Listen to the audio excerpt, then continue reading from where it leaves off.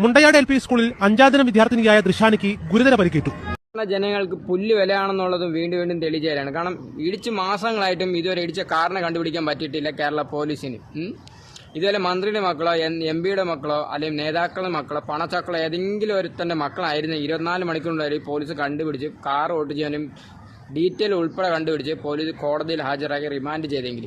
കാരണം ഈ ഇടിച്ചു കിടക്കുന്ന പിള്ളേരിനോ അല്ലെങ്കിൽ ഈ കുടുംബത്തിനോ സാധാരണ ഒരു കുടുംബമാണ്, ഇവർക്ക് ചോദിക്കാനും പറയാനും ആരും ഇല്ലാത്തതുകൊണ്ട് ഈ കേസ് ഇങ്ങനെ തള്ളി പോയിക്കൊണ്ടിരിക്കുകയാണ്. ഇത് ചർച്ച ചെയ്യാൻ ഒരു മാധ്യമങ്ങളില്ല. ഇവിടെ നിന്നെ പറ്റി റിയാക്ട് ചെയ്യാൻ കുറച്ച് ആൾക്കാർ മാത്രമേ ഉള്ളൂ. ഇതൊരു പെറ്റി ആയിരുന്നെങ്കിൽ സൂം ചെയ്ത് കണ്ടുപിടിച്ചിട്ടാണെങ്കിൽ കേരള പോലീസ് വീട്ടിൽ ഞാൻ എത്തണമെന്ന് തന്നെ പെറ്റി എത്തിയെങ്കിൽ ഫെബ്രുവരി 17-നാണ് വടകര ചോട് രാത്രി 10 മണിയോടെ റോഡ് മുറിച്ചു കടക്കുകയായിരുന്ന കണ്ണൂർ മേലേച്ചുവ സ്വദേശി 9 വയസ്സുകാരിയായ ദൃശാനിയെയും മുത്തശ്ശി 68-കാരി ബേബിയെയും തലശ്ശേരി ഭാഗത്തേക്ക് അമിത വേഗതയിൽ പോവുകയായിരുന്ന കാർ ഇടിച്ചു തെറിപ്പിച്ചത്. ബേബി തൽക്ഷണം മരിച്ചു.